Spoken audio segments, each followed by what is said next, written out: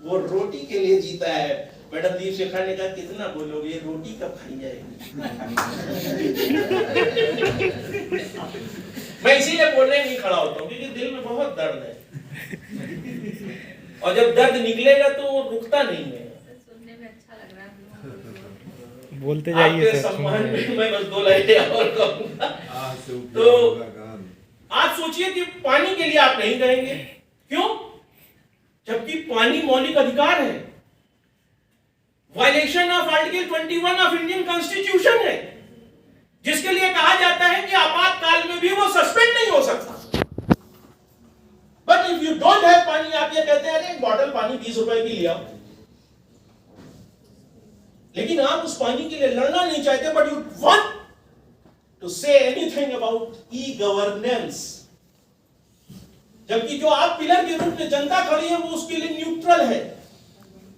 और मजेदार बात यह है कि आप देखेंगे कि भारत मार्ग का पंप पूरे शहर में लगे होंगे, उसके संरक्षण के लिए पैसा आता होगा, लेकिन आप में से कोई भी, इस सीने ठोक के कहता हूं, आप में से कोई भी किसी नल को सूखा देख के तुरंत एक पोस्टकार्ड वहां के जिलाधिकारी को नहीं डालते हैं कि आज जब मैं इलाहाबाद में था तो फाफा मऊ पे लगे 2 नल जो है ये सूखे पड़े हैं, कृपया इसकी जांच की जाए और देखा जाए कि ये पानी क्यों नहीं आ रहा। अगर आप ई गवर्नेंस को जानते हैं तो आपको जानना चाहिए कि कम से कम वेबसाइट पर अब एडमिनिस्ट्रेशन के सभी अधिकारियों के ईमेल जरूर दिए हैं। आप ईमेल करिए, उसकी फोटो लगाइए, कोई पैसा नहीं लगेगा। जिस फोन को लेकर ये कहा जा रहा था इट्स फर्जी, आप तुरंत उसकी फोटो खींचिए, ईमेल गूगल पे निकालिए और टैग कर दीजिए। हम देखेंगे कैसे कोई नहीं हिलता है। अगर इतने लोग इलाहाबाद के डीएम को लिखेंगे तो क्या समझते, डीएम कहेगा कि हमारे पास फुर्सत नहीं है? वो जान जाएगा कि ई गवर्नेंस का मामला है, कल हमारी अकाउंटेबिलिटी जनरेट होगी, जिस अकाउंटेबिलिटी की आप बात कर रहे हैं, और मैं फंस सकता हूं। लेकिन हम वो करना नहीं चाहते, हम कागज पे जीना चाहते हैं। मोबाइल का बस ये महत्व है कि हम सामने से किसी को आई लव यू कहने में कांपते थे, अब मोबाइल पे किसी को लिख दो, वो हमारे सामने थोड़ी ना होगा, देखा जाएगा।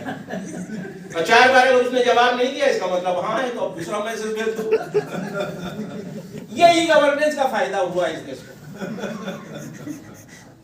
लेकिन इसके लिए मोबाइल नहीं है कि आप राष्ट्र की समस्या पे इस मोबाइल को लैंडमार्क बना दें, पूरा राष्ट्र इससे हिलने लगे। आप कभी गूगल पे देखिएगा, मैंने राष्ट्रीय तिरंगा की बहुत बड़ी लड़ाई लड़ी। रात में झंडा लगा हुआ है, अपनी करनी को रो रहा है। रात में झंडा जब भी लगेगा 100 फीट के डंडे पर लगेगा, और उसके चारों ओर इतनी लाइट होगी कि वो लगे कि दिन में जल रहा है। और अगर लाइट नहीं है तो जिला प्रशासन, खासतौर से डीएम, ये सुनिश्चित करें कि वैकल्पिक व्यवस्था क्या होगी। लेकिन होगा झंडा भी यहां खड़े गड़ कर लो, बट सीरियसली उस झंडे का दर्द ना समझो। That is the flaw of e governance. और ई गवर्नेंस का मतलब है कि आपके हाथ में जो ताकत दी गई है, तो ये मोबाइल दिया है डिजिटल इंडिया ने, उसका प्रयोग करिए, जो आप नहीं कर रहे हैं। एक छोटी सी बात कह के अपनी बात खत्म करूंगा। मैं उत्तर प्रदेश के सारे राष्ट्रीय राजमार्गों के लिए लड़ रहा हूं, और आपको इसलिए सारी बातें बता रहा हूं कि जो आप कह रहे हैं और जो कर रहे हैं, दोनों में बड़ा अंतर है।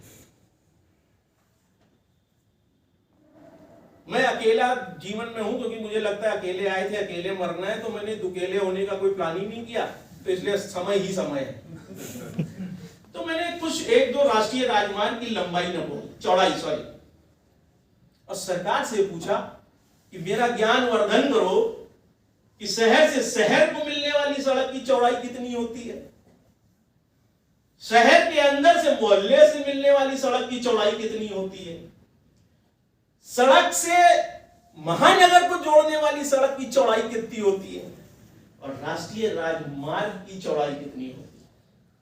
और वहीं मैंने सरकार को फंसाया, उनको वीडियो बना के भेजा, और राष्ट्रीय राजमार्ग नंबर आप पढ़िएगा उस पे गूगल पे डाल के 927, और राष्ट्रीय राजमार्ग नंबर 80, इन सब की लड़ाई में सरकार को मानना पड़ा कि यस इट्स रॉन्ग, और 28 फुट की सड़क को राष्ट्रीय राजमार्ग करा। मुझे बड़ा अफसोस है, जब मैं कल यहां आ रहा था, परसों सॉरी, मैंने देखा from Lucknow to Allahabad toll tax तो 2 जगह पड़ा और सड़कें 2 कौड़ी की।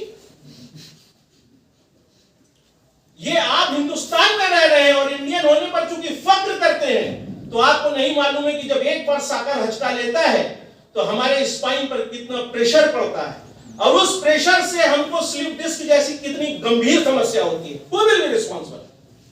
Who will pay?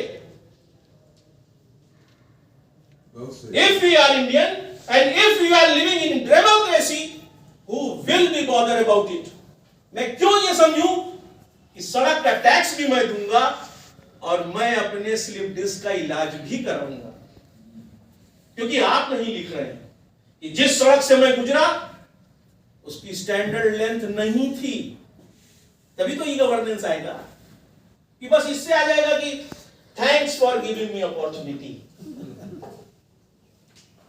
क्योंकि बंद कमरों में बातें हो जाती हैं, इसलिए हम कुछ नहीं कर पाते। मेरे पास बहुत सा दर्द है, बोलूं तो निकलता ही जाएगा। सर बस क्या जाए, और नहीं मैं बोल नहीं रहा। और मैं जैसा कि सर को लगा कि सर भी परेशान हो गए, क्योंकि यथार्थ कोई नहीं सुनना चाहता। उसका सॉल्यूशन सारे सॉल्यूशन तो मैंने बताया, इसका मतलब सुना भी नहीं गया ध्यान से। मैंने यही बताया कि अगर आपके हाथ में ये पावर दी गई है तो उसका उपयोग करिए। अगर ई गवर्नेंस में ईमेल का कोई रोल है तो उसका उपयोग करिए। केवल आपको अगर ऐसा लगा मैंने सॉल्यूशन निकालने के लिए ही तो लड़ाइयां लड़ी हैं, मैंने केवल आपको ये नहीं कहा कि मैंने ये करके छोड़ दिया। मैंने 5-5 साल लड़ा है कि नहीं आपको सुधारना पड़ेगा। और ये मैं आपको बता रहा हूं कि अगर 5 साल लग रहा है जवाब देने में, तो ई गवर्नेंस वहां 0 है और ऐसे सेमिनार्स को फिर से सोचना पड़ेगा। Thank you.